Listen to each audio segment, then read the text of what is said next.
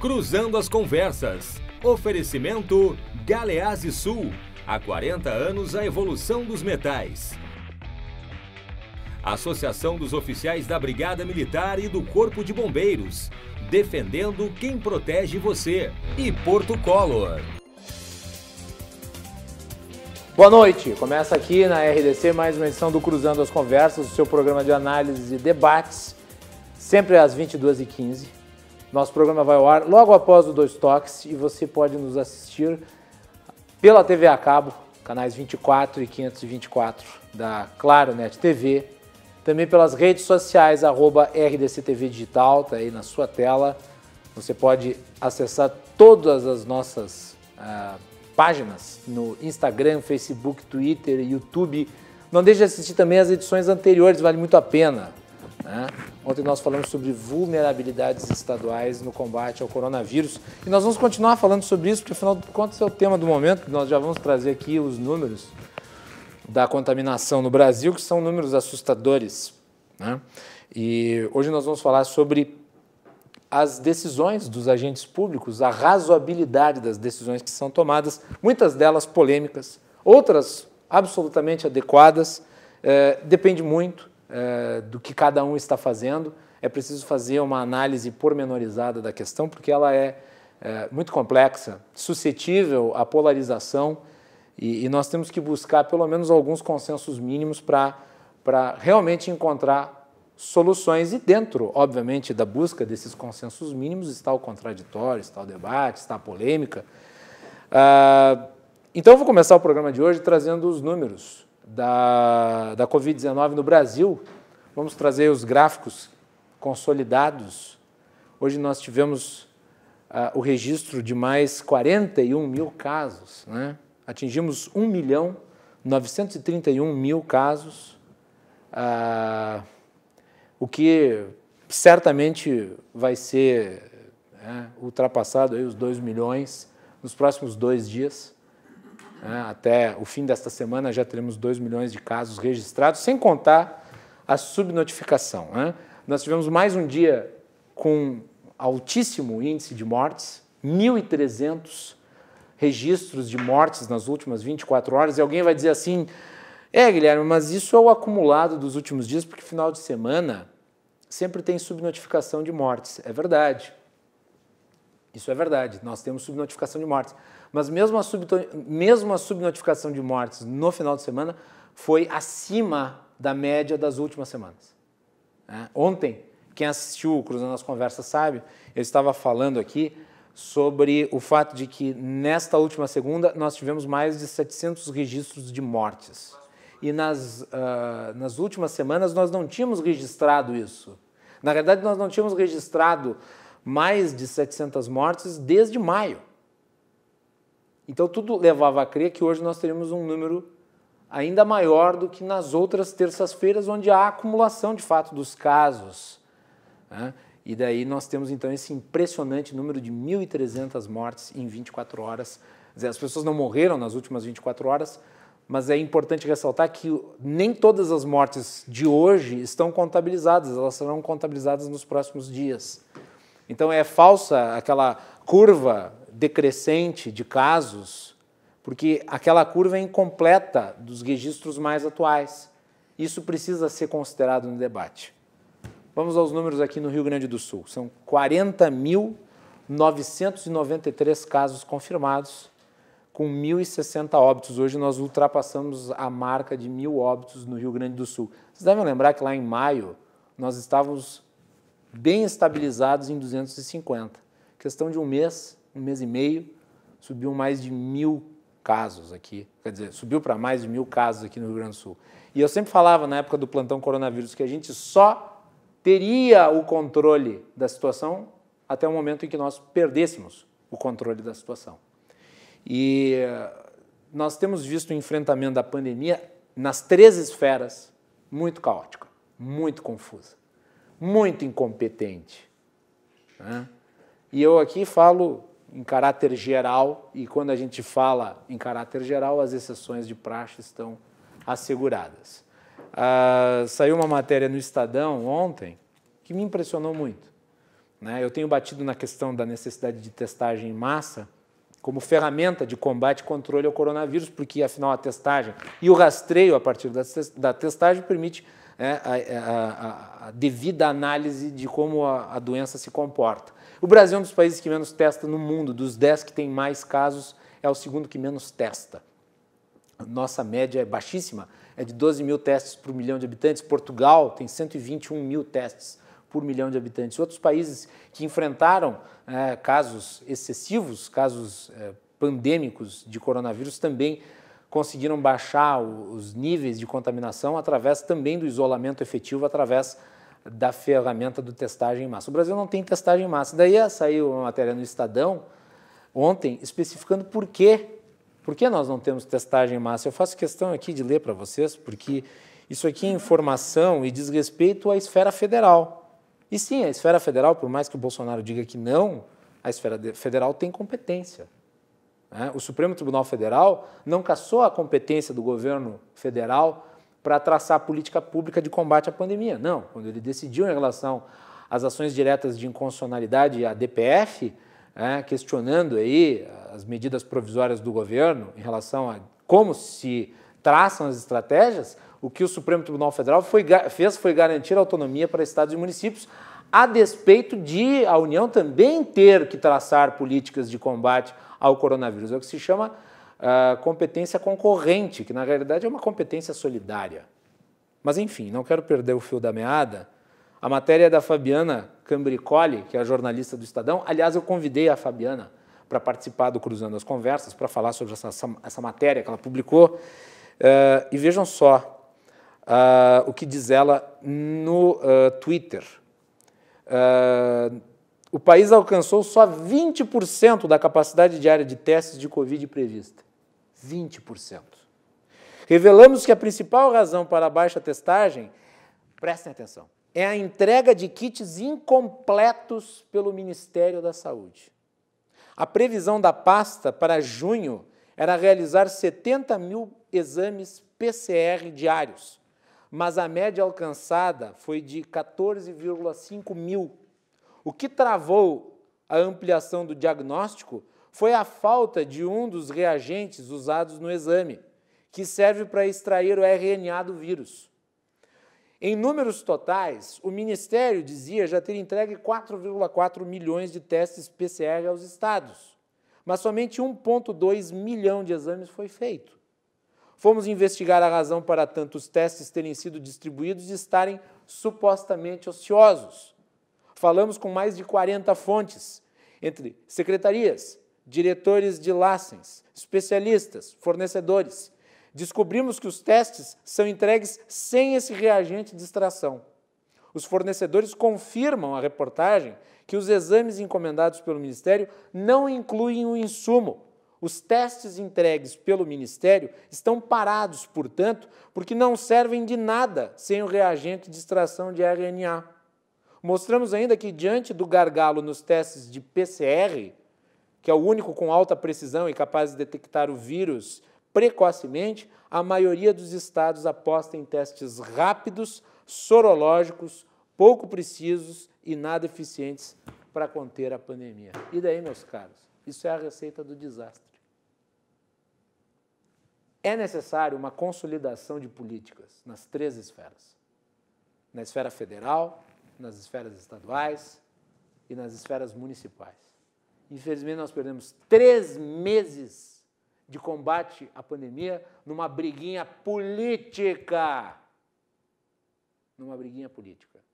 Nós não deveríamos ter perdido tempo, porque tempo, quando se trata de uma pandemia, tempo são vidas. E vidas importam.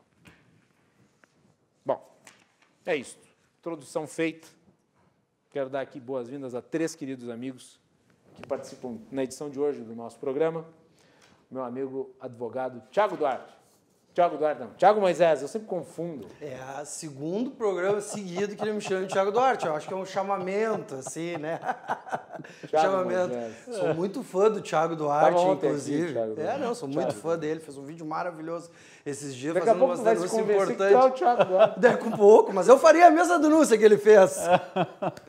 Thiago Moisés, bem-vindo. É um prazer estar aqui de novo, Macalossi, principalmente tendo na bancada o meu ilustre amigo Rodrigo Luzardo, meu companheiro de Justiça do Trabalho, de partido, de tudo, né? Um grande parceiro que eu tenho, e já deixo um abraço ao professor Paulo de Tarso, que também vai estar no programa. Só iniciando essa questão de testagem, eu queria deixar uma informação, eu não sei se já foi discutido aqui na RDC TV. Eu digo desde o início da pandemia que o Marquesan é o inimigo da saúde, né? É muita propaganda, é muito videozinho, é muita live, mas atitudes concretas nenhuma. Então eu vou trazer só mais uma atitude concreta do Marquesan que comprova que ele é o inimigo da saúde. Teve um projeto de lei de um vereador, vou citar o nome porque todos os vereadores ali são importantes, o vereador Olibônio do PT. Ele fez um projeto de lei que era para ter testagem gratuita de todos os profissionais da saúde, idosos, pessoas com doenças crônicas, trabalhadores de setores essenciais, transporte público e famílias de baixa renda. Adivinha o que o prefeito fez com esse projeto? Vetou. Mas não é por vício de origem? Não é por vício de origem. A prefeitura, neste momento, tem teste suficiente. Que comece pelo menos a testar os profissionais de saúde. Que ache uma forma de resolver essa questão. É isso. Muito bem. Começou quente o Thiago Moisés aqui no programa de hoje. Rodrigo Luzardo, bem-vindo. Boa noite, empresário, advogado. Boa noite.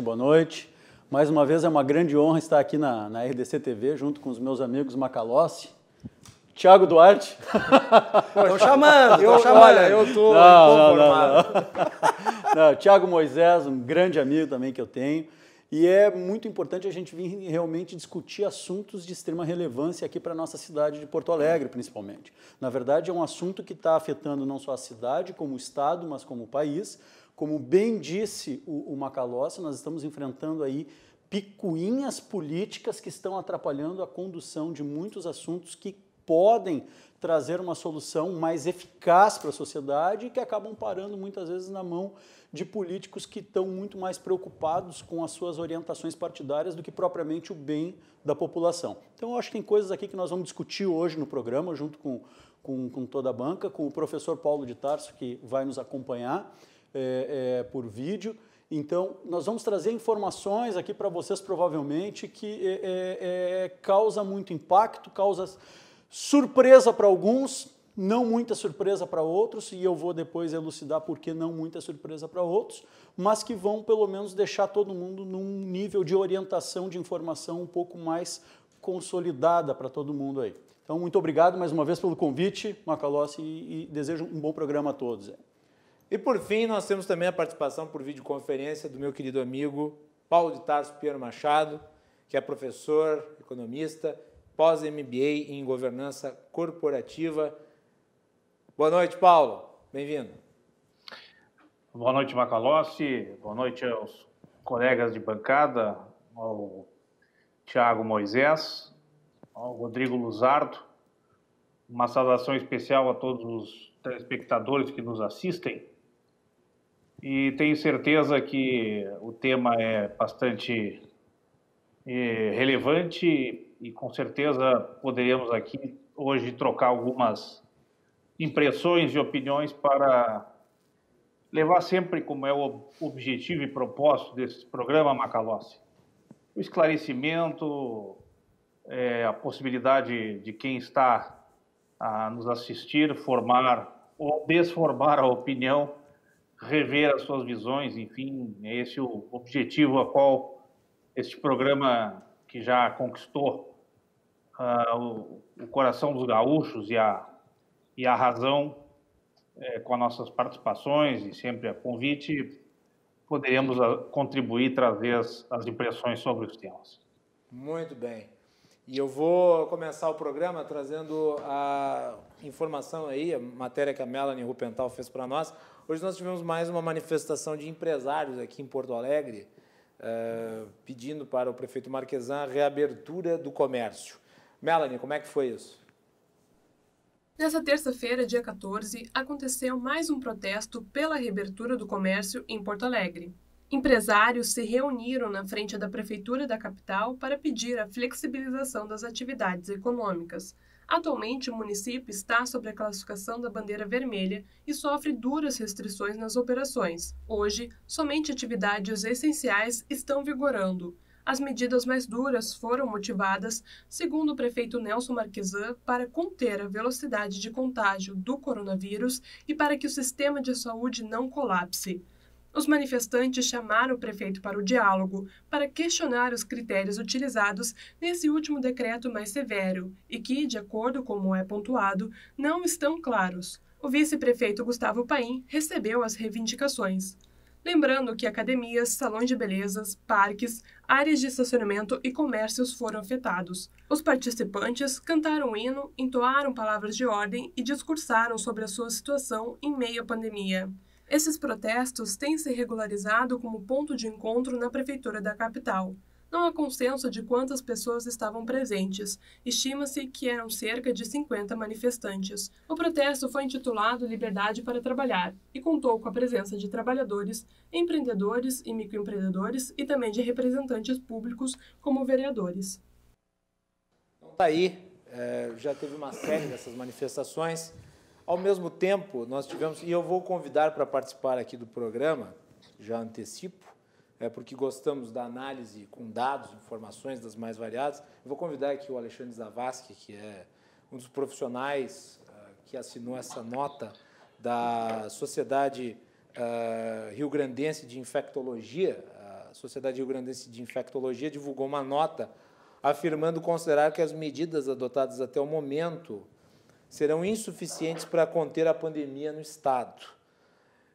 Segundo a nota, a situação está evoluindo para um grave comprometimento do atendimento dos pacientes infectados pelo coronavírus. Então, tem essa situação dramática da economia e, ao mesmo tempo, segundo a Sociedade Rio-Grandense de Infectologia, você tem essa situação dramática do sistema de saúde. Eu vou começar pelo Paulo, que está à distância. Paulo, como é que tu vê essas manifestações dos empresários, que, na minha avaliação, são mais do que compreensíveis, e, ao mesmo tempo, essa situação cada vez mais agravada aí, da estrutura pública de atendimento aos pacientes que acabam sendo infectados pela doença?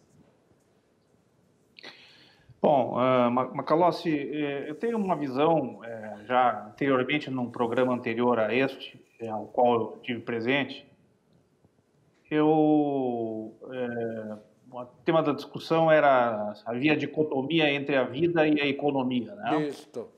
E nós concluímos não haver essa dicotomia, né? Não haver. Não era uma questão de opção pela vida ou pela economia, né? As duas caminhavam juntas, né?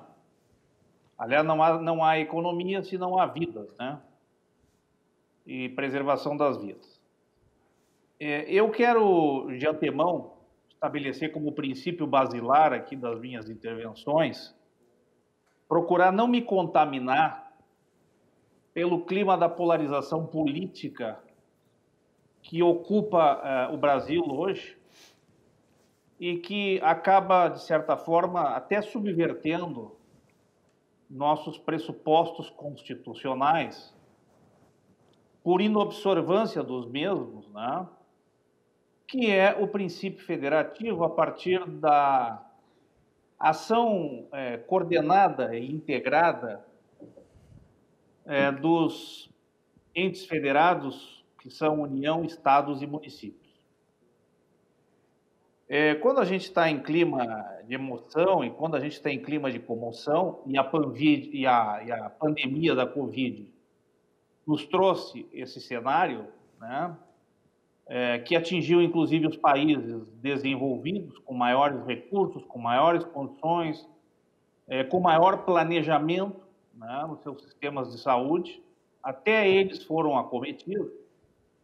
Eu tenho a impressão que não se tem parâmetros muito razoáveis e com, vamos dizer assim, uma extremada racionalidade para se poder enfrentar essas dificuldades. Eu quero colocar que tenho observado o tema,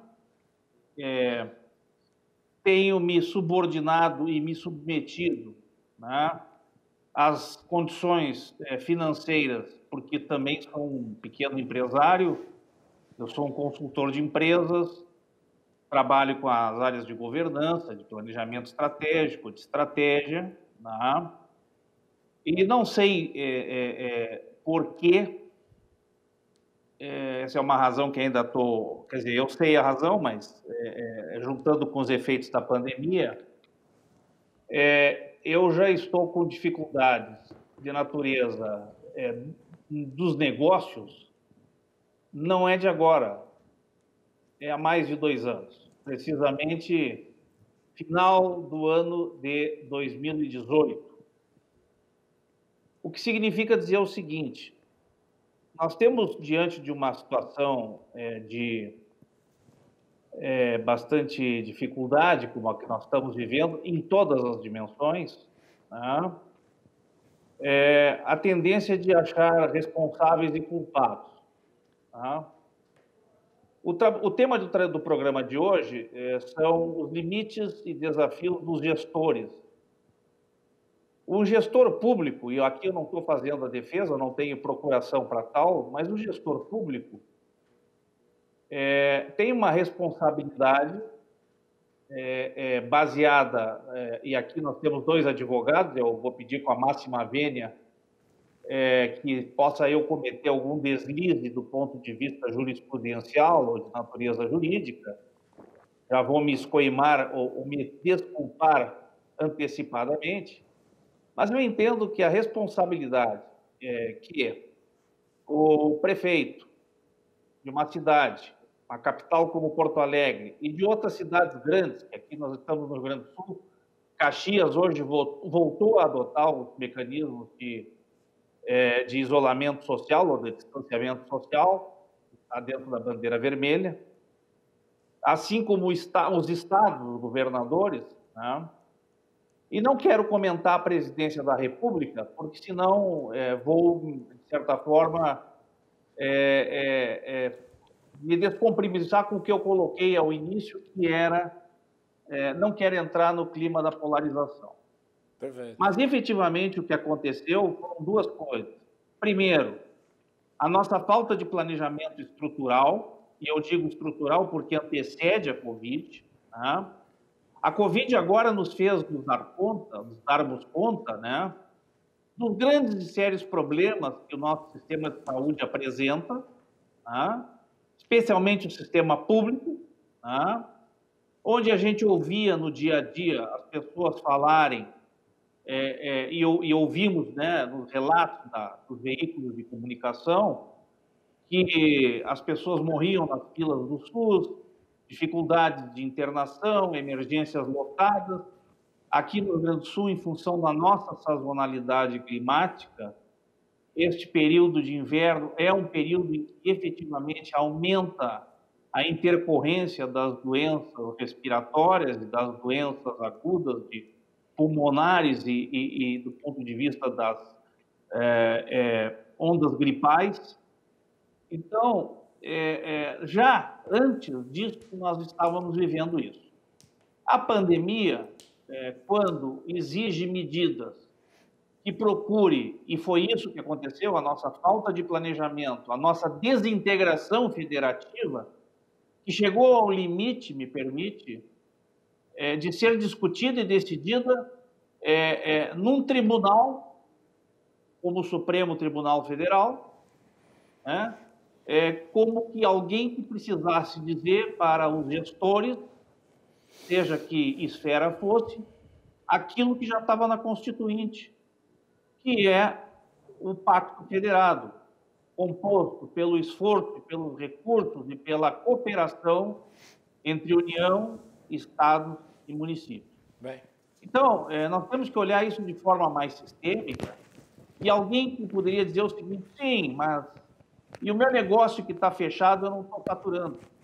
É verdade, a pandemia ela não só destruiu as nossas fragilidades e está, de certa forma, expondo as nossas fragilidades estruturais nas políticas públicas de saúde, nas políticas públicas voltadas à prevenção da vida e da saúde, mas está expondo também aquilo que nós, há muito tempo, viemos experimentando, que é uma falta de planejamento, que é uma falta de cooperação e integração nos níveis dos entes federados, né?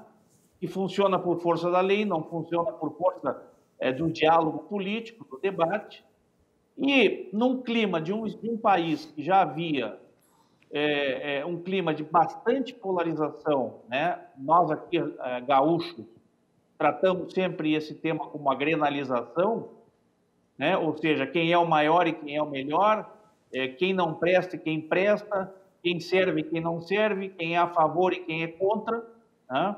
E evidentemente que estamos agora, diria, em paralelo ao pico da crise da Covid aqui no estado do Rio Grande do Sul, no pico de uma crise de falta de consenso, de falta de entendimento, de falta de uma visão sistêmica.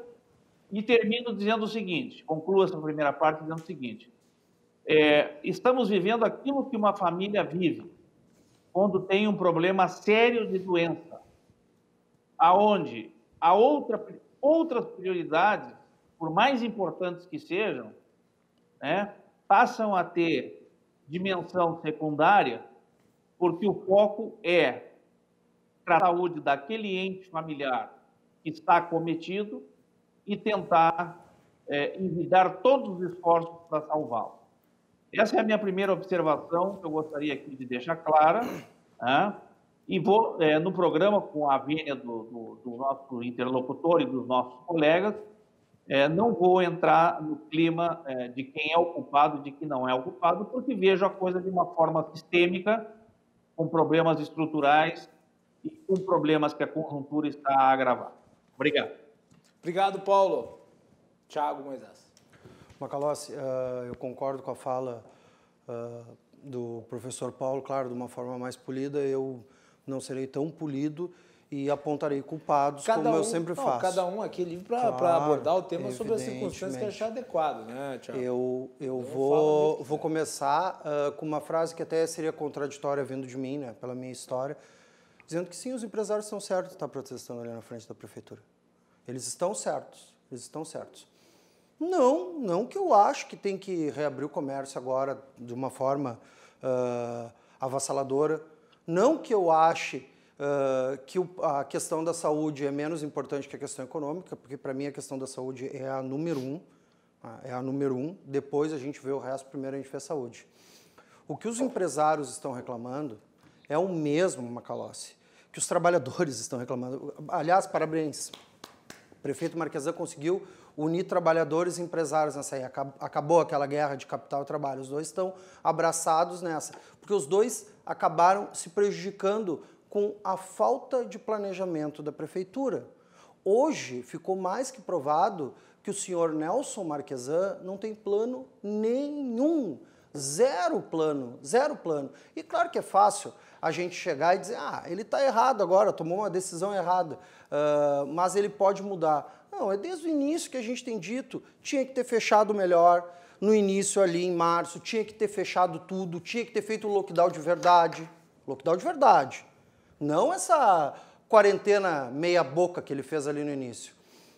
Ali em abril começava a abrir um pouquinho, em maio ia fechando e tudo. E agora a gente estaria numa situação um pouquinho melhor. Claro, para isso o prefeito tinha que ter investido em saúde. Tinha que ter feito hospital de campanha, tinha que ter aumentado o leito de UTI. Não essa meia dúzia de leitos de UTI que ele aumentou por aí. Então ele não investiu na saúde, investiu em publicidade, não teve plano nenhum. Não tem como o empresário não reclamar, não tem como o trabalhador não reclamar, não tem como eu não reclamar, não tem como a sociedade não estar indignada com isso. Poucos não estão indignados com isso. E os poucos que não estão indignados dessa forma têm outros motivos para não estarem. Rodrigo Luzardo. Pois muito bem. Macalossi, eu vou te pedir só uma permissão, porque eu quero fazer uma saudação aqui a todos os profissionais da saúde, E eu quero fazer, na verdade, essa saudação a todos vocês, meus amigos da saúde, no nome de 3 pessoas muito importantes para mim, que é a enfermeira Andréa Amorim, a enfermeira Maria Lúcia Kunrat e o Dr. Luciano Eifler. Esses 3 grandes heróis passaram pela Covid. Um ainda está se recuperando, os outros 2 já se recuperaram, graças a Deus, e estão bem. Mas, além deles, muitos outros ainda estão lutando contra este vírus. Então, eu deixo aqui o meu forte abraço a todos vocês e sabendo o que vocês estão passando no dia a dia, dentro dos hospitais, dentro das UPAs, enfim, meu forte abraço a todos. Macalossi, vou aproveitar para fazer aqui também a homenagem à minha namorada, que é a Fernanda, e que ela também está nessa. Um forte abraço a você também, Fernanda. Ela está nos assistindo hoje, que ela não está de plantão. Ela é enfermeira e ela também está lidando com esse problema todo dia. E aqui eu quero ressaltar que os profissionais de saúde, que são os nossos soldados na linha de frente, não apenas aqueles que são da saúde em si, mas aqueles que estão envolvidos, fazendo higienização, limpeza, todo mundo que está dentro do hospital, dentro do posto de saúde, todo esse pessoal aí, como há falta de testes para eles. E EPIs. Eles não estão sendo testados, eles não têm EPIs, eles não têm o básico. E deveria começar a partir deles. Desculpe, Luzardo. Não, que isso. Era somente realmente uma introdução. Meus amigos, o que eu gostaria de comentar aqui, na verdade, eu trago 2 pontos bem basilares que eu gostaria de tocar, tá bom? Mercado público e concessionárias de veículo. Por que eu trago esses 2 assuntos aqui para discussão? Uma coisa que nós não temos muitas vezes é a transparência nas decisões que são tomadas não só do nosso prefeito, mas também do nosso governo do estado. E eu trago algumas informações importantes para vocês. Por exemplo, mercado público. A decisão, do decreto municipal manda fechar o comércio, manda fechar o mercado público. A dificuldade que o mercado público está enfrentando para vender é uma coisa gigantesca, é só passar na frente ali, é fila de pessoas querendo pegar material, e ainda para completar, a prefeitura não deixa estacionar na volta, o que torna mais difícil ainda o acesso, pelo menos, ao que se chama agora de takeaway, ou seja, vai lá e pega o seu produto. O mercado público hoje, ele é responsável por mais ou menos 1.200 empregos, 1.200, Macalossi. 1.200 pessoas envolvidas no mercado público. Eu fiz, antes de vir para o programa, entre ontem e hoje, uma análise amostral com alguns permissionários. Nós já tivemos mais ou menos 370 demissões no mercado público, desde que começou a pandemia. Em torno de 31% da força de trabalho do mercado público foi demitida, porque eles não conseguem mais sustentar a venda do jeito que está e a folha de pagamento.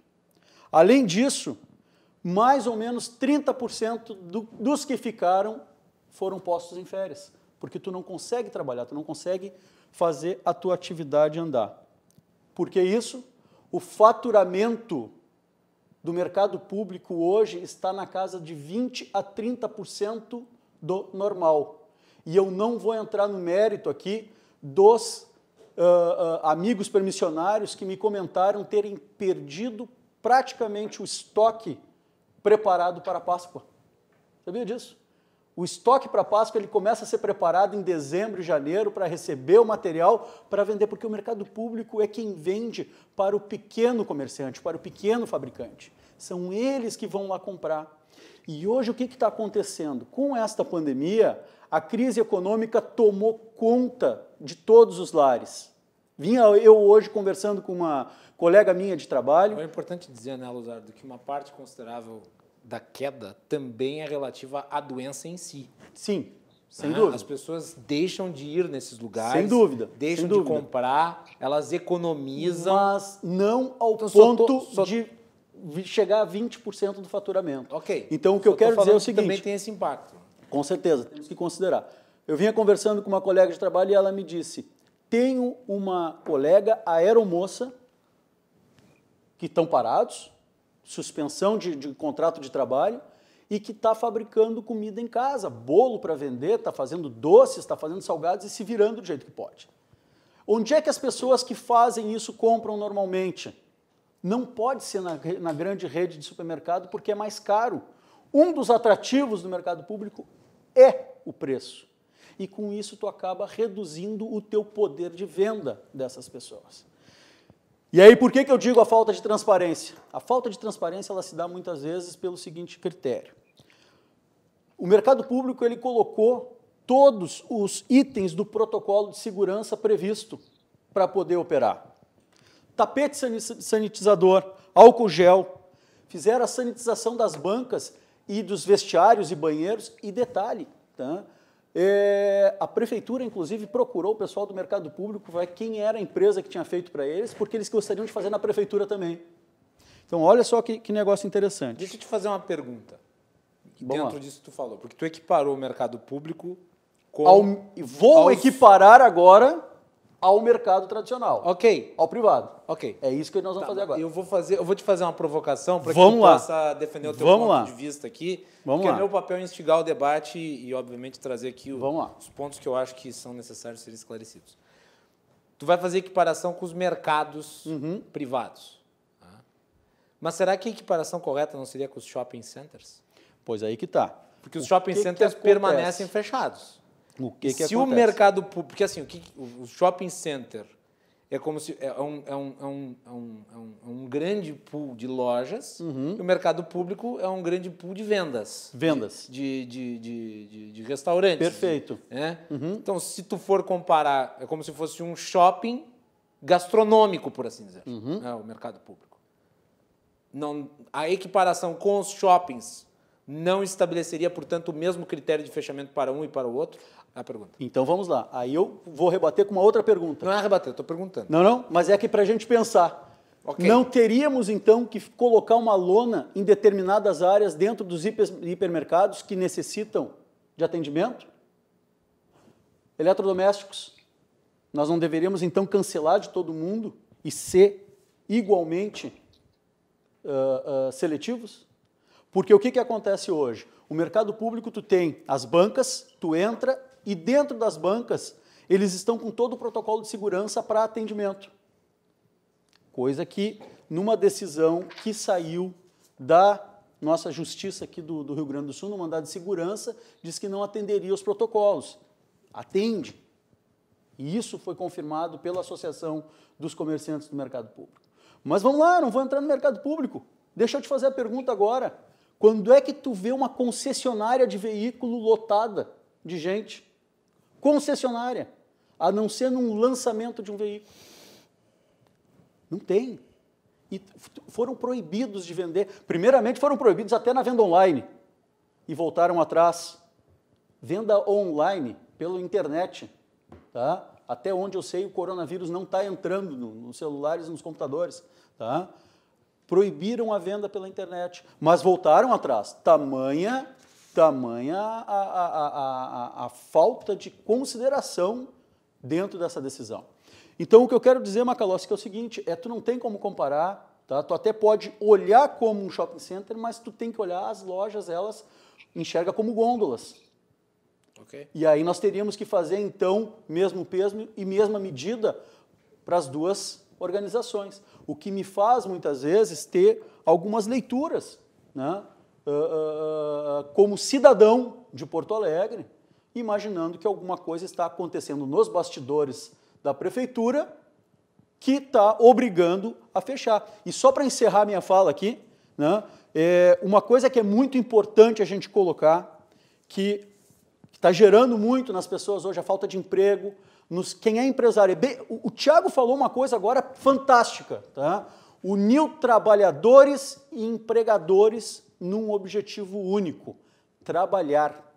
E hoje, quem está tentando abrir o seu negócio está sendo fiscalizado como se fosse um criminoso. E isso é inaceitável. Eu queria essa fiscalização para os parques que não têm a grama cortada, para os buracos na cidade. Infelizmente, nós não temos. E outra coisa, um conceito de saúde tido pela OMS, Organização Mundial da Saúde, tá? Que a saúde é um conjunto de bem-estar físico, mental e social. Então eu encerro minha fala aqui, Macalossi, com essa informação para a gente continuar depois. Vamos continuar ainda agora, nós temos 8 minutos nesse bloco, então 2 minutos para cada um e depois nós vamos de intervalo. Eu vou começar essa nova rodada aqui de análises com o Thiago. Vai lá, Thiago. Não, até sobre Depois essa eu passo para o Paulo. Essa questão, Macalossi, Luzardo, é importante que a gente pontue algumas coisas, e até deixar bem claro, eu fui citado pelo meu amigo Luzardo, mas eu, Thiago, não sou favorável que nesse momento se reabra tudo, de jeito nenhum, esse não é o meu posicionamento. Eu tenho uma história longa, profissional, trabalhando ao lado e defendendo os trabalhadores da área da saúde.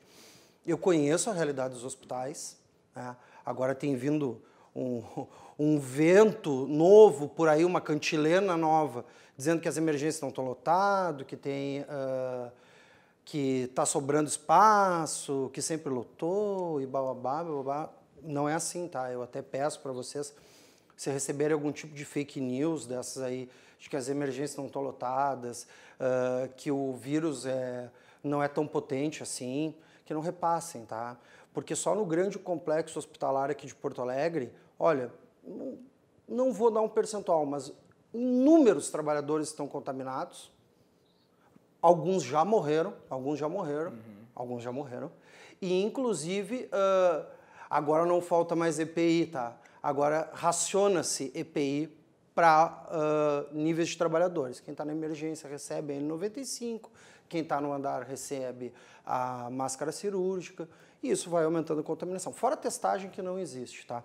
Então, quando eu digo que os empresários tinham razão em estar reclamando que gostariam de voltar ao comércio. Quando eu digo que os trabalhadores, sim, estão junto com os empresários porque eles querem trabalhar, porque o seguro-desemprego está terminando, que a ajuda do governo federal ela não é para sempre, ela também vai terminar. Porque a ajuda que o Marquesan aprovou de R$200 não vai ajudar em absolutamente nada. Mas é melhor do que nada. Melhor do que nada, mas melhor do que nada a gente não pode ficar feliz com melhor do que nada. O que eu pedi desde o início, eu aí falo como cidadão de Porto Alegre, o que eu pedi desde o início foi um plano. Um plano. E não tem plano nenhum. Nós não temos um plano. Pelo menos um plano lógico que a gente consiga entender. Só se tem alguma coisa que o Luzardo falou por fora. Algo de podre no Reino da Dinamarca. Mas, ao que está me parecendo, não se tem plano nenhum. É um abre e fecha. É um agora está tudo bem, agora está tudo mal. Como assim? Como assim? Então, o Luzardo tem 100% de razão. Como é que o mercado público fecha e aquela grande rede comercial está aberta? Por quê? Então fecha tudo, então. Então faz lockdown. Quer fazer lockdown? Mas faz um lockdown decente, então. Nós vamos fazer um lockdown decente. Nós vamos fechar tudo. Tudo. Vão entregar comida para as pessoas que estão necessitadas, para as pessoas que estão passando fome. E as compras de comida têm que ser online. Porque não vão fazer esse lockdown nunca. Ninguém vai ter coragem de fazer isso. Sabe por quê? Porque não tem plano. Então abre tudo. Mas eu quero saber qual é o plano. Acha que é uma gripezinha e que pode liberar tudo? Acha que é uma doença muito grave, como eu acho que é. Como eu acho e tenho certeza que é. Uma doença muito grave, que está vitimando milhares de pessoas no Brasil, que está chegando com força no Rio Grande do Sul e cada vez vai aumentar mais, que está pegando nos profissionais de saúde, como eu falei desde o início, que é pegar por falta de EPI, por falta de testagem, por falta de condição de trabalho. Falei desde o início que isso ia acontecer. Aí eu parecia um louco dizendo isso no início. Ah, não, esse Thiago aí está fazendo isso porque ele é advogado trabalhista, ele defende os trabalhadores da saúde. Eu conheço a realidade. Eu quero um plano, senhor prefeito. Mas eu quero um plano que tenha início, meio e fim. O senhor foi eleito para isso. Eu não fui eleito para nada. O senhor foi eleito. O senhor tem que apresentar um plano e tem que explicar muito bem, como falou o Luzardo, por que o mercado público está fechado e por que aquela grande rede comercial está aberta. Isso aí. Paulo de Tarso. Eu trabalho sempre em busca de uma agenda mínima, né? Eu tenho a impressão que se ficarmos querendo discutir e consensar em todos os pontos, nós não vamos avançar. E um dos grandes problemas atualmente da sociedade brasileira, né, da política, especialmente do Rio Grande do Sul, é não conseguir ter consensos mínimos. Consensos mínimos é o seguinte, é estabelecer uma ou duas prioridades eu não estou falando aqui numérica, mas as que são mais relevantes, no sentido de buscar foco naquilo que tem que ser feito e consenso. Quando a gente deriva, e aqui eu vou fraternalmente, respeitosamente divergir do doutor Moisés, quando ele afirma que o prefeito é o culpado, eu acho que ele comete uma injustiça federativa, porque, na verdade, ao início da minha fala, eu disse o seguinte: estamos diante de um problema sério, que evidencia nossos problemas estruturais e, acima de tudo, agravado por uma falta de cooperação federativa entre os entes federados que foi parar na justiça. Então, se eu resolver achar que tem culpados e entrar por esta via do culpado, eu não vou poder excluir a falta de plano e, principalmente, a falta de ministro da Saúde sendo especializado na saúde, como nós estamos vivendo, tá? Que efetivamente é quem tem a responsabilidade, é o governo federal. Pois se o nosso querido interlocutor Macalossi acaba de dizer, na sua alocução inicial, que os kits são insuficientes e quando chegam aqui, chegam incompletos, eu pergunto qual é a culpa que o prefeito, um governador, tem disso. Eu quero aqui chegar a uma agenda mínima, é o seguinte: vamos parar de culpados. Vamos deixar esse troço de culpado para uma discussão de fim de semana, quando a gente toma uma cerveja, aí a gente pode fazer isso. Mas numa discussão que exige razoabilidade, aliás, que é um princípio básico da administração pública, o princípio da razoabilidade, que o gestor tem que se orientar, artigo 37 da Constituição Federal e 19 da Constituição Estadual, princípios da administração pública, legalidade, impessoalidade, moralidade, publicidade, economicidade, legalidade, razoabilidade, o princípio da supremacia do interesse público, amparado pelo princípio da razoabilidade e da legalidade. Se nós entrar por essa discussão de culpado, efetivamente nós não vamos levar a lugar nenhum. Nós estamos vivendo uma séria crise pandêmica que atacou todo o organismo socioeconômico do país, que está trazendo essas consequências, que nós não temos, na verdade, um conhecimento científico, que não é no Brasil universal, que nos diga, né, o que é a solução, à exceção da perspectiva da vacina, e estamos em busca de culpado. Ora, me parece, com a máxima vênia e ao máximo fraterno carinho aos meus debatedores, que isso parece uma coisa que é melhor achar um culpado logo e esquecer o que nós podemos fazer. O prefeito recebeu dinheiro. Mas o que o prefeito pode fazer com o dinheiro da saúde quando nós sabemos que este orçamento que veio para o governo dos estados e para o governo dos municípios foram compensações da arrecadação tributária que, por conta dessa crise toda, caiu. E a questão da compensação da arrecadação tributária não é só para a saúde, são para outras várias questões. Então, quando nós discutimos a questão dos culpados, nós perdemos o foco dos consensos mínimos, e eu entendo que a dificuldade está, vamos dizer assim, universalizada. Ela está a dificuldade da perspectiva, a dificuldade para quem perdeu o emprego, a dificuldade para quem perdeu o negócio. Eu aqui estou como ator da perda de negócio, né? Estou há mais de 200 dias aqui, que extrapolam a Covid pela própria crise da economia brasileira e agravada pelo Covid, sem a possibilidade de fazer novos negócios. Então, não me parece plausível e não me parece, de certa forma, a solução do problema nós elegermos culpados para concluir quando a rodada. Nós temos aí uma visão de culpa sistêmica, ok? Sim, perfeito. Tu queria dar um toque, Thiago? Não, eu fui citado, né? Eu só queria deixar claro, Macalossi. Não, é rápido. Poder falar. É 1 minuto. Até para o Dr. Paulo, que ele não, acho que não me acompanha desde o início, primeiro que eu não estou achando culpado para a pandemia, eu não sou um fanático extremista, eu sou contra qualquer tipo de polarização, não defendo nenhum tipo de corrente dessa. Eu não estou achando culpado pela pandemia, eu estou achando culpado pela má gestão. E eu estou falando de Porto Alegre, da prefeitura. E eu dei diversas soluções que eu não vou entrar aqui agora nesse momento, ou possíveis soluções que outros países fizeram, mas depois no próximo bloco eu posso repassar. Mas eu não sou o inimigo da pandemia, nem estou dizendo que o Marquesão é o culpado da pandemia, por favor, não precisamos nem dessa defesa. Eu estou falando claramente que faltou gestão, assim como faltou para o Leite, assim como faltou para o Bolsonaro também. Não tem problema. Obrigado, era só para contextualizar isso. E eu acho importante dizer o seguinte sobre o que o Paulo falou, antes de passar para o Luzardo e encerrarmos o bloco, que uma coisa, e isso já foi alvo de uma polêmica minha no Twitter, onde eu me meto constantemente em polêmicas, diga-se de passagem. Aliás, acompanha @GTMacalossi lá no Twitter. Tá?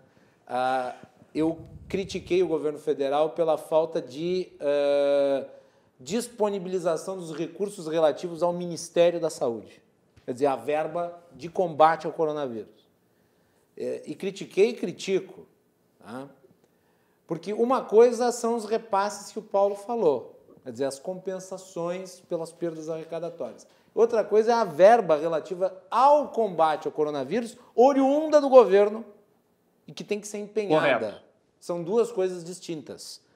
E Exatamente. esta verba do Ministério da Saúde, até agora, só foi utilizada em 30%.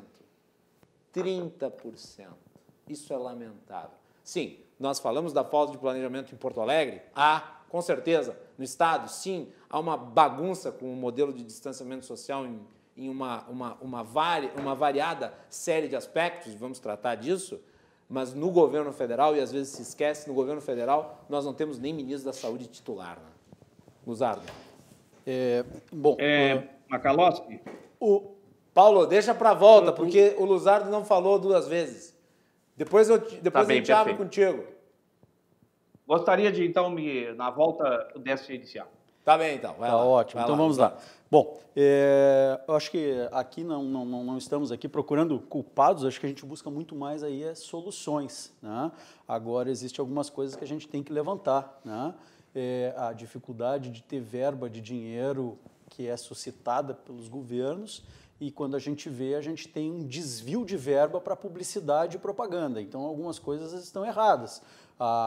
Pode, se não quiser ser chamado de culpado, a gente não chama de culpado, mas há sim uma responsabilidade, né? E essa responsabilidade ela está dentro dos princípios da administração pública, salvo se mudaram esses princípios esse domingo, porque dentro de onde eu conheço existe sim uma coisa chamada responsabilidade, a responsabilidade pela boa gestão dos recursos. E eu vou encerrar, até para a gente não se estender muito, tá? Eu recebi aqui uma mensagem de um empresário do centro de Porto Alegre, do setor de salão de beleza, ele vende produtos de salão de beleza, o Bonissone, e ele diz assim, o prefeito ele não é só culpado, ele também é responsável pelas medidas sem efeito prático até agora. Tem que estar atento ao clamor do empresariado e dos empregados e rever as medidas, ou seja, mudar a estratégia de combate que não está funcionando. O clamor de toda a população trabalhadora dessa cidade deve ser ouvido. Então, eu encerro aqui a minha fala, até para não se estender muito, Macalossi. Vamos ter a oportunidade de explanar mais argumentos aí na volta. Com certeza. Temos mais um bloco inteiro pela frente. Está chegando muita mensagem, o pessoal está assistindo. Hein? Temos muitos comentários aí, mas eu disse uma outra vez que o Thiago estava aqui, que eu não monto neste programa bancadas de segunda linha. Só time campeão. Só time campeão. Estamos aqui com Paulo de Tarso, Thiago Moisés e também Rodrigo Luzardo comentando sobre razoabilidade nas decisões no combate ao coronavírus. Voltamos na sequência.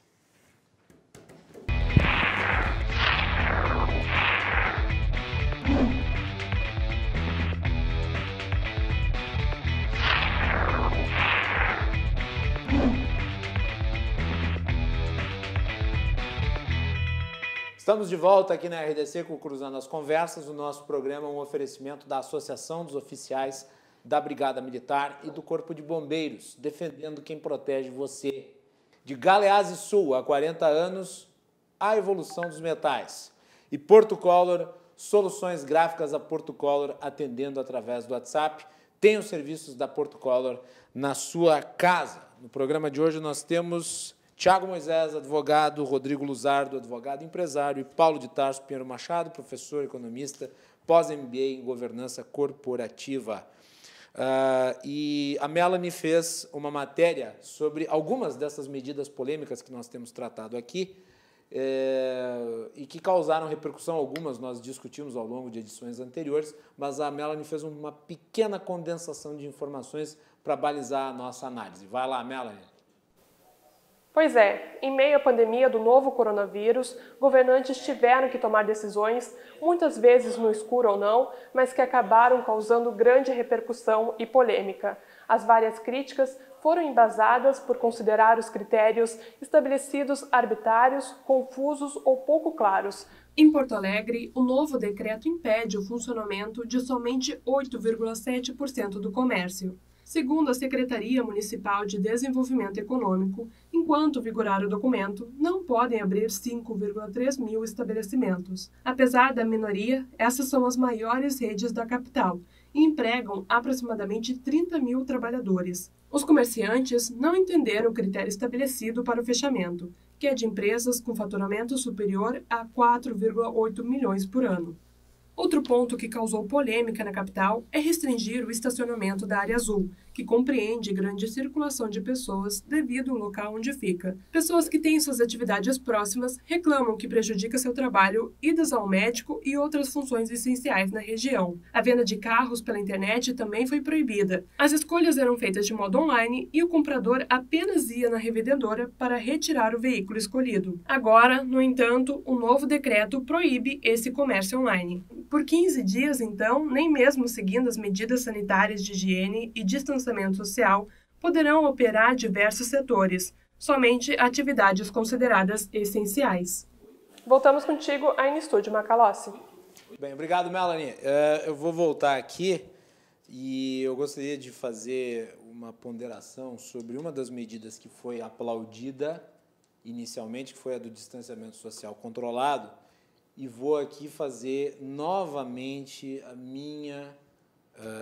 minha observação, que eu acho que é para aprimorar a coisa, com base no que nós temos visto recentemente. Toda semana nós temos, sexta-feira, o anúncio da mudança das bandeiras, aí depois no final de semana nós temos a expectativa, porque entram os recursos das regionais, segunda-feira é divulgado o mapa oficial e ele vale a partir de terça.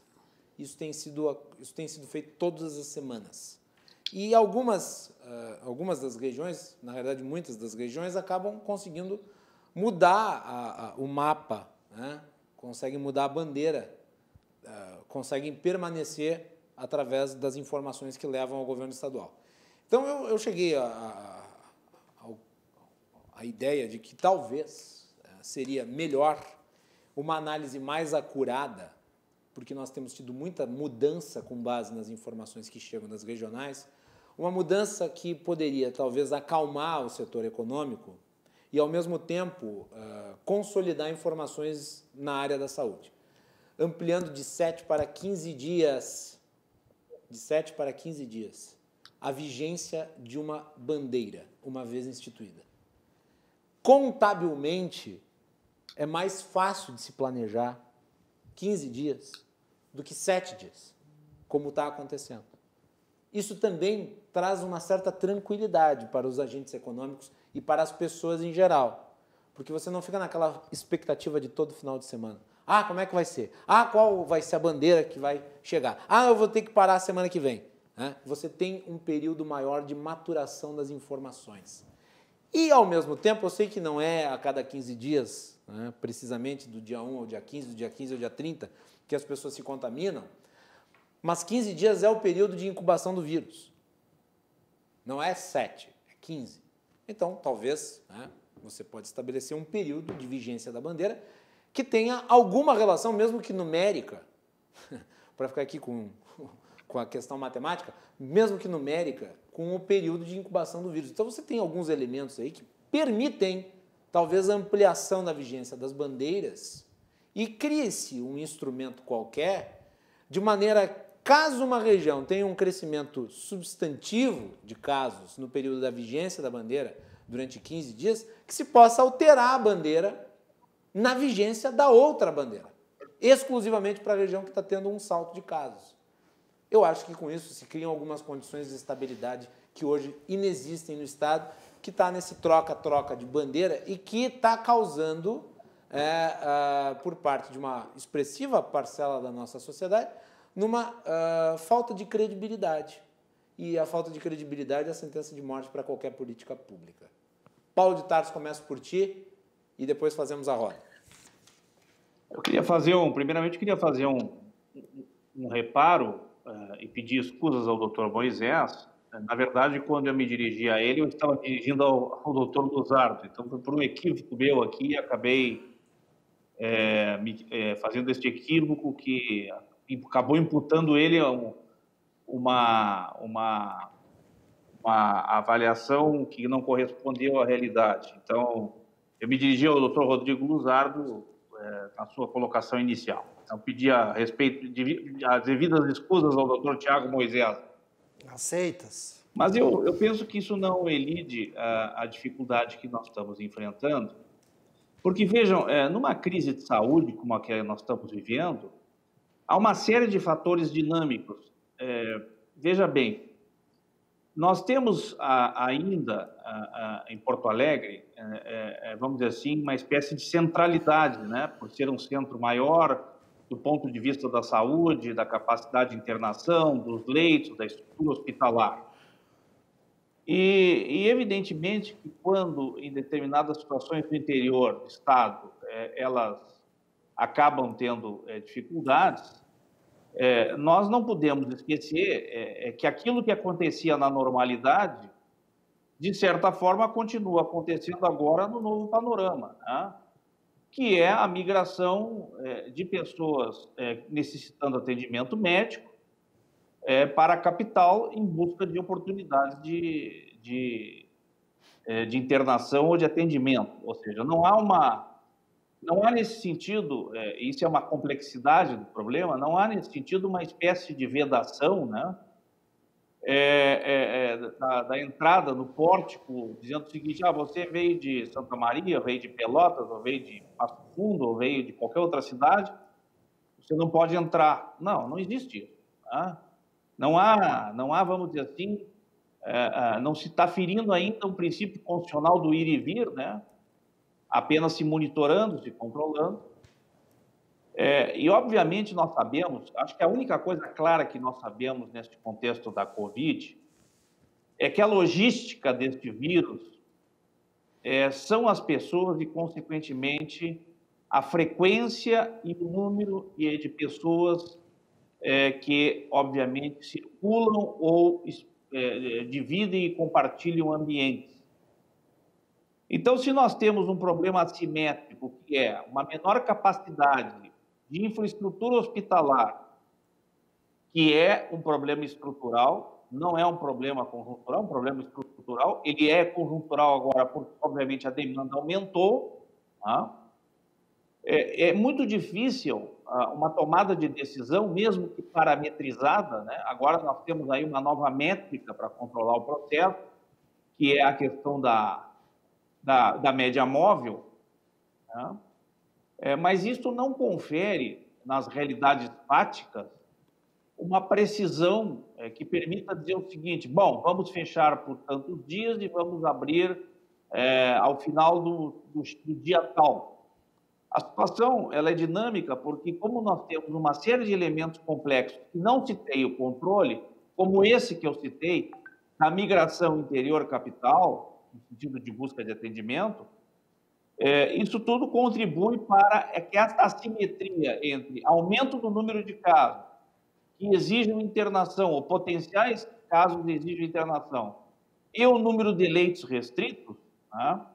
E isso aconteceu em todo o mundo. Se vocês olharem, isso aconteceu em todo o mundo. Isso aconteceu nos Estados Unidos, a ponto de Nova York ter que ancorar um navio hospital da Marinha Americana com 1.000 leitos para poder, vamos dizer assim, criar uma condição de atender as pessoas das doenças normais, regulares, a maioria das doenças ordinárias. Paulo, o problema é que aqui no Guaíba não atracou nenhum desse tipo de navio. Não, eu sei disso. Estou dando um exemplo dos Estados Unidos. Eu sei que não atracou. Claro, Até ali nós não temos isso. Não temos nem navio escola.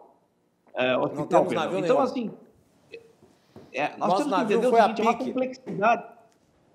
É uma complexidade muito grande, né, muito grande desse problema, para que se deposite na responsabilidades, e aqui eu estou sendo absolutamente franco, por mais que houveram desentendimento, por mais que houveram visões, por mais que houveram idiosincrasias comportamentais e de posturas, de botar a responsabilidade no ombro de uma pessoa, seja nas pessoas do governo federal, do governo dos estados e do município.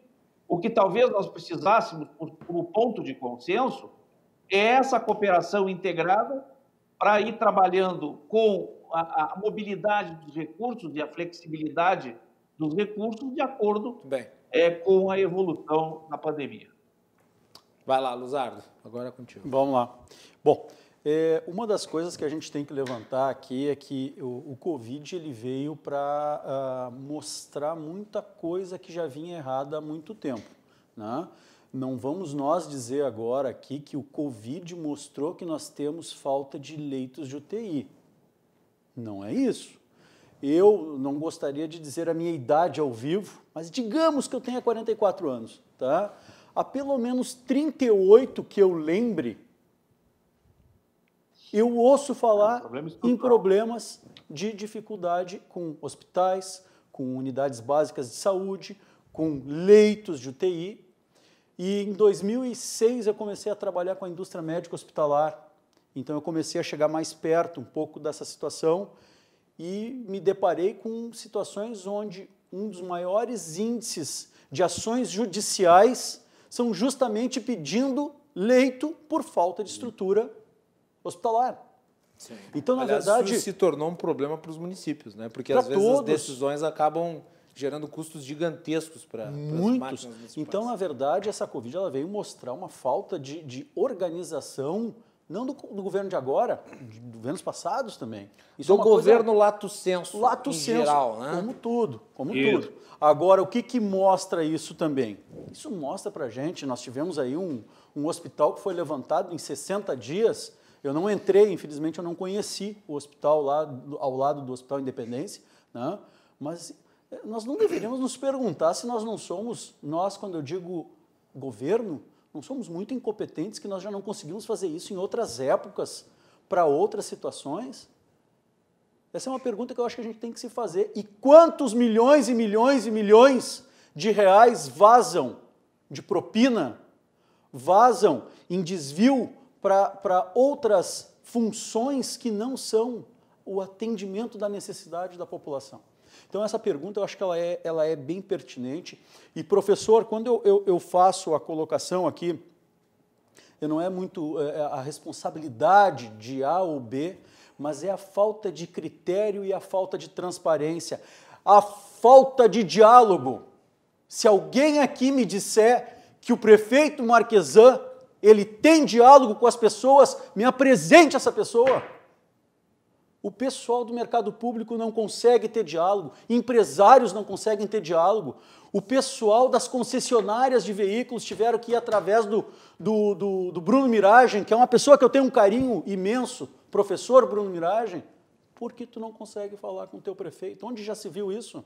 Então é essa falta de diálogo, muitas vezes, que faz com que os teus problemas se tornem muito mais complexos do que eles poderiam ser. E quando eu digo a falta de transparência é justamente essa, porque tu não consegue entender por que um fecha e o outro tem que ficar aberto, pode ficar aberto. E isso é uma das coisas que não dá para aceitar. O Luzardo, tem uma provocação aqui de um ouvinte para ti. Vamos lá. O Nelson Rodrigues. Opa! Nelson Rodrigues, grande abraço. Esse aí agora eu vou me render até aqui agora. Não vai falar mais nada. Nelson Rodrigues. Nelson Rodrigues, grande abraço. Desculpa a brincadeira. Macalotti. Oi, fala, Paulo. Essa provocação não é mediúnica, né? Não. É uma pessoa, é um homônimo. Vamos lá. Mas eu gostaria de ter, né? Pô, Nelson homônimo Rodrigues. assim tão de alto nível. É verdade. O Nelson... Ah, mas eu errei, eu tô cego. Não é Nelson Rodrigues, é Nelton. Nelton Rodrigues. Mas vale o abraço Mas também, quase, Nelton. É quase. Nelton, obrigado pela audiência. O Nelton escreve o seguinte, e o comentário é sério. Vamos lá. Então, brincadeiras à parte, porque Vamos o assunto é complexo. Ele se refere a você. Ele começa o discurso parabenizando os profissionais da saúde e quer tudo aberto. Faz o seguinte, pergunta para esses profissionais da saúde o que eles acham de tudo aberto. Sou a favor da abertura com critérios. Muito bom. E em nenhum momento eu falei que eu quero o comércio todo aberto. E eu gostaria que vocês olhassem aí a programação, porque eu não falei isso. O que eu falei é que eu quero critérios iguais para todo mundo. Ou seja, não é impactar apenas alguma parte do comércio e a outra poder ficar aberta. Nelton, quando eu coloco isso, eu estou muito preocupado com os pequenos. Os pequenos, eles têm um poder financeiro, e está aí o professor Paulo de Tarso que pode confirmar isso. Muitas vezes o comércio pequeno ele trabalha hoje para fazer o giro o seu capital de giro do próximo mês, quando muito 2 meses. E quando tu começa a parar muito assim, tu começa a ter um reflexo muito forte na economia. Tanto que eu trouxe o número no início também do programa. Mais ou menos 31% da força de trabalho do mercado público já foi demitida. E ontem saiu na 0 hora. 123 mil empregos foram cancelados no Rio Grande do Sul desde fevereiro até agora. Ou seja, esse número é um número, né, Moisés? Para nós que trabalhamos muito na esfera trabalhista, ele vai representar um impacto na economia gigantesco. Então, quando eu digo, Nelton, que quero critérios, não significa comércio aberto. Eu vou dar um exemplo. Shoppings, por exemplo. Tá? Eu sou contra o shopping totalmente fechado. Sou contra. Mas eu também sou contra abrir ele no sábado e no domingo, que é quando as pessoas procuram mais o shopping center e dão as aglomerações. Quando vão para shopping para passear. Quando vão para passear. Por exemplo, eu preciso comprar... Tu vai durante a semana para comer, ou tu vai durante a semana ou tu vai para comprar uma roupa, vai, compra, volta, resolvido. Tá? Agora, se tu me disser assim, ó, e aí eu volto aos meus amigos profissionais da saúde, por favor, não estou indo contra vocês, não é isso. Mas o que eu quero dizer assim, ó, eu sou contra o pessoal sair em aglomeração para a Orla do Guaíba, para fazer aquilo que estavam fazendo. Eu sou contra isso. Agora, as necessidades básicas, o mercado público vende itens de necessidade básica. E eu também sou da opinião que todo trabalho que bota comida na mesa é uma necessidade básica. Então, é nesse sentido que eu estou falando. Agora, abrir de forma indiscriminada, não foi isso que eu falei. E se deixei entender isso, peço desculpas, mas não é esse o meu posicionamento, tá, Nelton? Muito obrigado. Então, tá, eu queria pedir desculpas para o Nelton em relação ao comentário. Claro, não foi para desfazer, muito pelo contrário, mas eu li errado, Nelson Rodrigues, desculpe. Hoje eu estou confundindo tudo, né?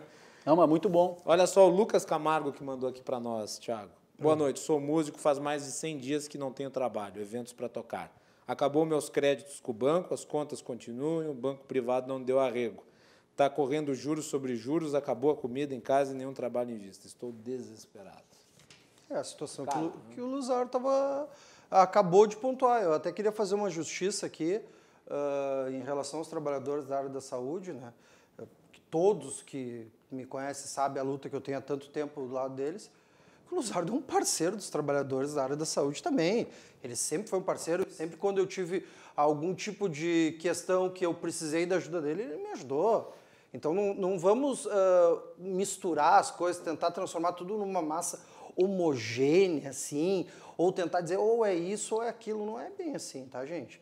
O que o Dr. Luzardo pontuou, que eu também concordo, é que sim, poderiam as coisas estar abertas, poderiam, se tivesse um plano.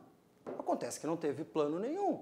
E desse jeito nós não vamos abrir nunca, os hospitais vão continuar superlotados, os trabalhadores vão continuar infectados, e o nosso amigo músico, qual é o nome dele mesmo? Desculpa. Perdi aqui. Luca Camargo. O Luca Camargo vai continuar sem tocar, porque não se há um plano, Luca.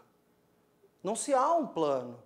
Se em março dissessem para ti, Luca, que tu poderia ficar em casa março, abril e maio, fechadinho em casa, até o governo fazer todas as questões que ele tinha que fazer. E aí concordo com o doutor Paulo também, os 3 governos, né?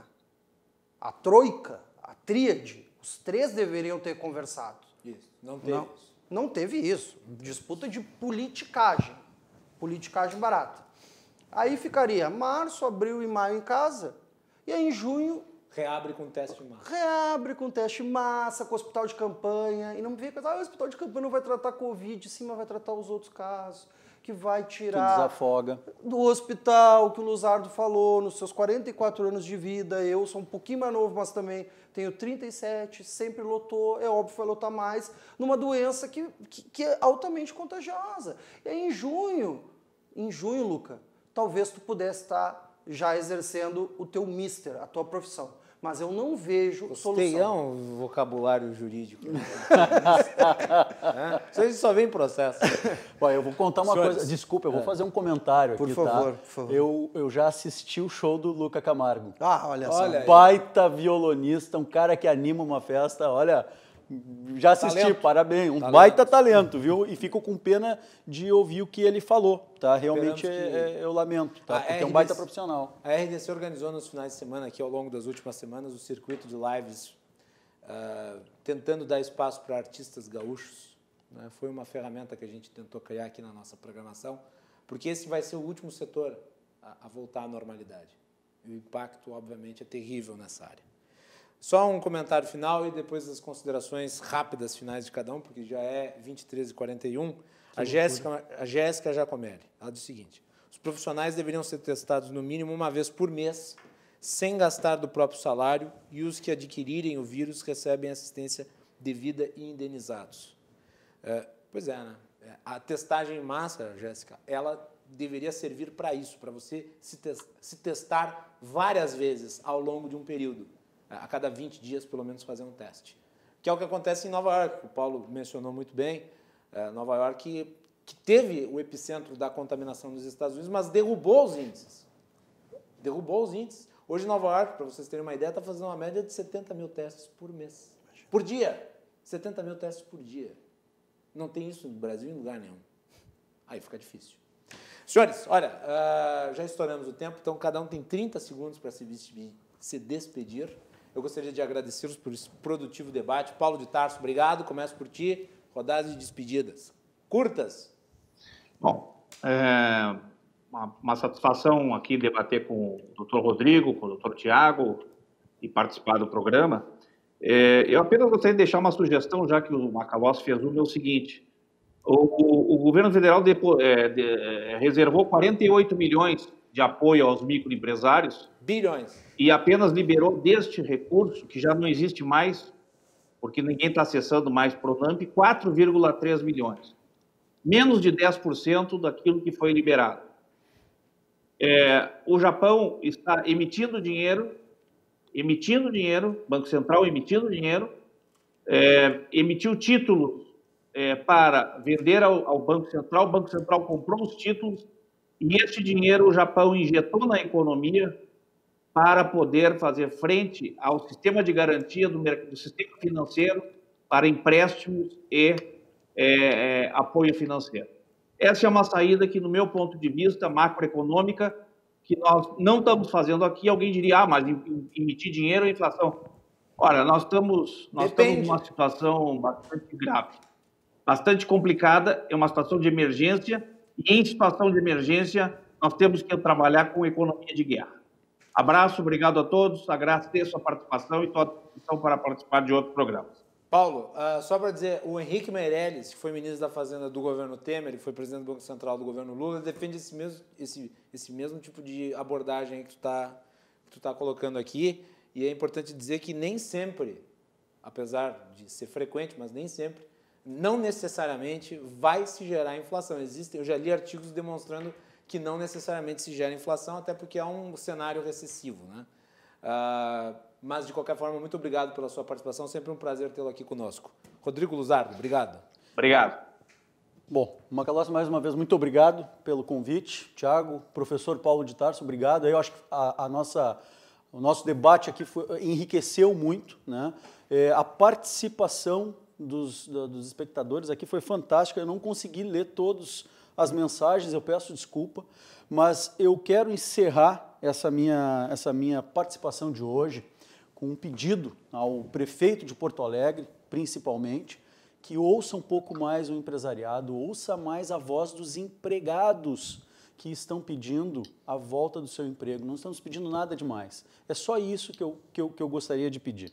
E pedir que o Rio Grande do Sul ele é conhecido por sempre estar na vanguarda de decisões que eu chamaria de audaciosas, para não dizer outra coisa. Então, a única coisa que eu peço é vamos revisar um pouco mais o plano que exista, se é que existe esse plano, como diz o meu amigo Tiago, que não existe, mas vamos revisá-lo para que a gente possa, pelo menos, minimizar os efeitos dessa pandemia na economia das pessoas, como aconteceu aqui com o nosso Luca Camargo, aqui, que mandou para nós aqui essa informação triste de falar ao ar e ao vivo. Meus amigos, muito obrigado e até a próxima.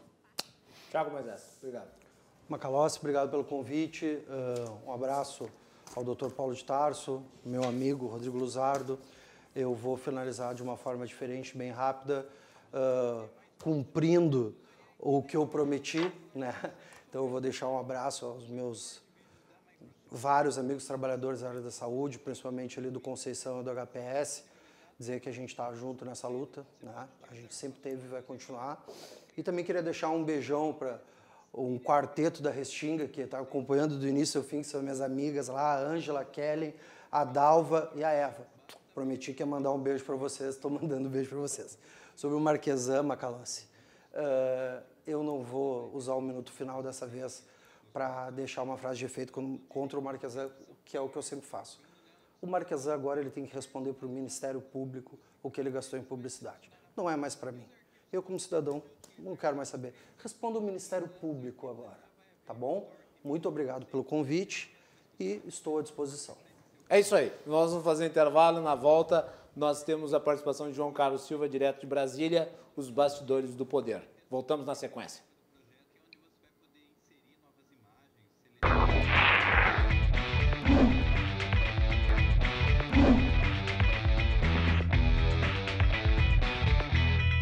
Cruzando as conversas, de volta para este último bloco. Nosso programa é um oferecimento da Associação dos Oficiais da Brigada Militar e do Corpo de Bombeiros, defendendo quem protege você. De Galeazzi Sul, há 40 anos, a evolução dos metais. E Porto Color, soluções gráficas. A Porto Color, atendendo através do WhatsApp, tem os serviços da Porto Color na sua casa. Você nos assiste pelos canais 24 e 524 da NET, pelas redes sociais, @RDCTV Digital, no Facebook, Twitter, Instagram, YouTube. Não deixe de mandar a sua mensagem, a sua participação sempre é muito importante. No último bloco, sempre a participação de João Carlos Silva, direto de Brasília, os bastidores do poder. João, bem-vindo, boa noite. Boa noite, tudo bem? Tudo tranquilo, e aí em Brasília? Friozinho, tudo calmo. Tudo calmo? Aqui sempre. Mas tudo calmo mesmo? Porque me pareceu que hoje teve aí a situação envolvendo o Ricardo Salles e o Mourão. O que aconteceu? Explica para nós, né? O dia foi do vice-presidente Mourão, né? Sim. O vice-presidente deitou e rolou, acabou de dar uma entrevista ao vivo na Globo News, muito bem pautada, muito bem conceituada. Sabe o que fala, né? Tem domínio de qualquer tipo de assunto e transmite credibilidade, né? Quando fala. No Senado, hoje à tarde, fez uma apresentação da Amazônia, fez uma apresentação muito bem feita, os senadores todos o elogiaram. Teve até uma questão muito interessante que o Cajuru perguntou para ele se estava preparado para assumir a presidência da República. Ele praticamente deu a deixa, né? Levantaram a bola para ele para mandar para o gosto, tem goleiro, né? O Ricardo Salles... E ele fez aquilo que o falecido e grande Joelmir Betting cunhou como gol de placa. Na verdade, se você pensar bem, quando você nunca pode desdenhar da figura do vice-presidente da República, seja ele qual for. escolhido pelo presidente, pelos partidos políticos, para fazer a composição da chapa do presidente. O vice-presidente general Milton Mourão tem um currículo invejável em todos os aspectos. Fala vários idiomas, tem uma cultura científica muito evoluída, preparadíssima, sabe tudo de arquitetura política, de engenharia militar. E a apresentação que ele fez no Senado hoje foi esplêndida. Os senadores todos o elogiaram assim, acentuosamente. E o embate do ministro Salles, o ministro Salles está numa posição extremamente desconfortável nesse exato momento. Por quê? A classe política não quer mais o ministério e os militares também não. O que vai acontecer? O presidente Jair Bolsonaro vai ter que demiti-lo. Não tem outra saída. Até porque o embate dele com o vice-presidente Hamilton Mourão não é bom para ele, é bom para o vice-presidente, que tem o apoio político, tem o apoio do Congresso Nacional ao seu entorno. E uma coisa interessante, o vice-presidente Hamilton Mourão conta também com um grande apoio na oposição, pelo que fala, pelo que transborda em termos políticos, que não atinge o problema administrativo. Ele tem consciência do seu papel na República. E o vice-presidente hoje deu uma declaração muito forte com relação a Gilmar Mendes, onde ele disse que o Gilmar Mendes precisa se retratar. Quer dizer, ele colocou praticamente o Gilmar Mendes, que é um juiz extremamente preparado, altamente respeitado, conhece tudo, na parede. Quer dizer, então ele deu a senha. Falou: meu amigo, o campo aqui é meu, quem domina aqui sou eu. Então, se você disse isso das Forças Armadas, retrate. Se saiu muito bem. Na opinião pública, aliás, na opinião pública em Brasília, a colocação do vice-presidente Hamilton Mourão muito bem colocada no índice de credibilidade enorme.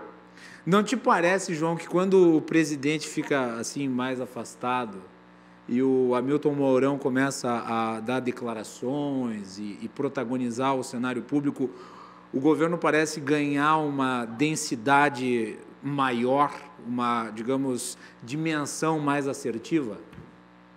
Não fica com essa impressão de que o presidente quieto é um poeta? Sim, você sabe tudo que o surgimento da candidatura de Jair Bolsonaro, ela veio das ruas. Mas como que ela surgiu? Ela surgiu quando a presidente Dilma Rousseff resolveu cortar o pescoço de 3 generais.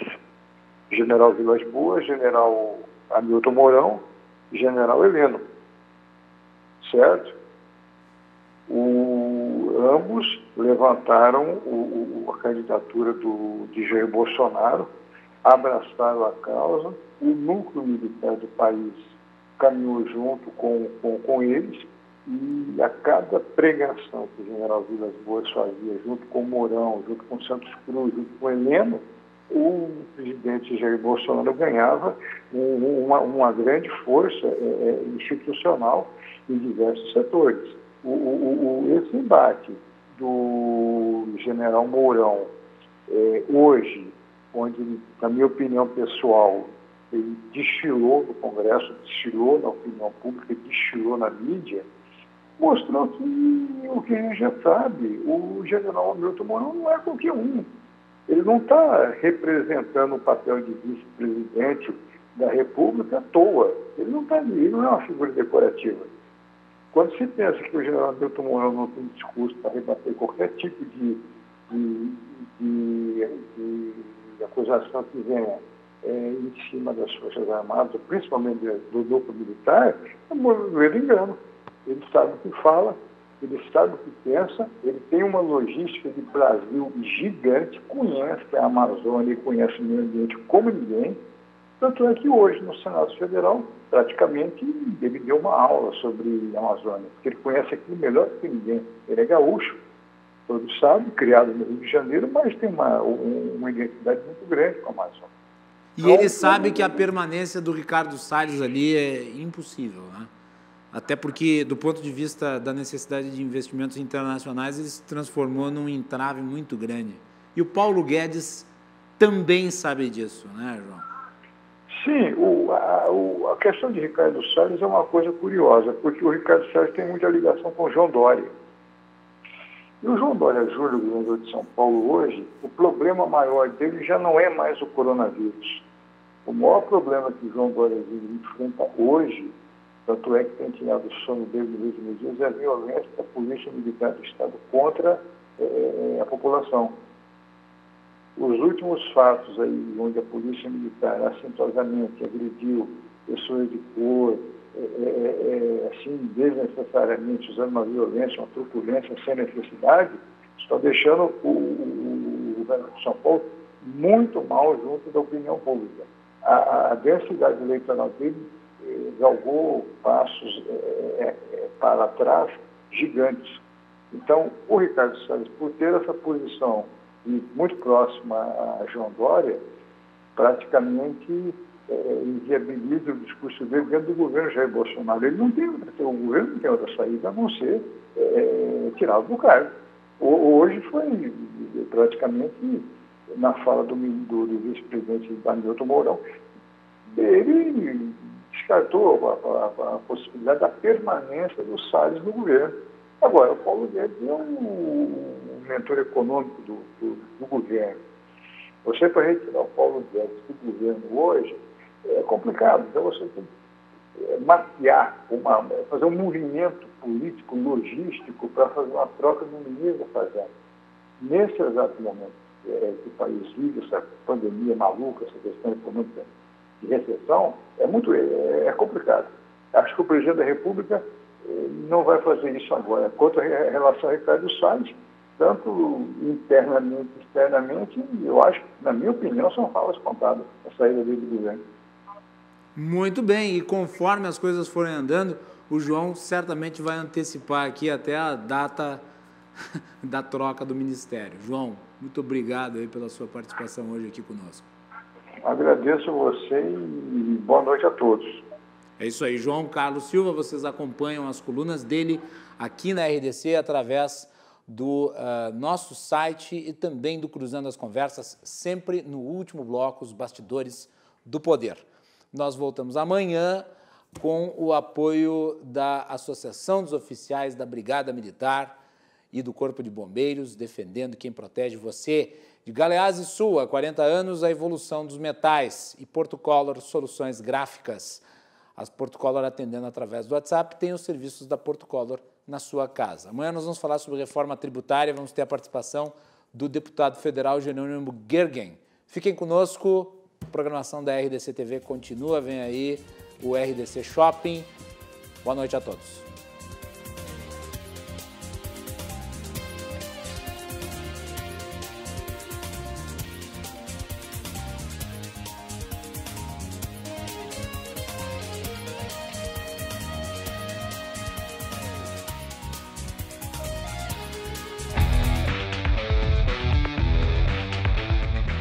Cruzando as Conversas. Oferecimento Galeás e Sul. Há 40 anos, a evolução dos metais. Associação dos Oficiais da Brigada Militar e do Corpo de Bombeiros. Defendendo quem protege você. E Porto Color.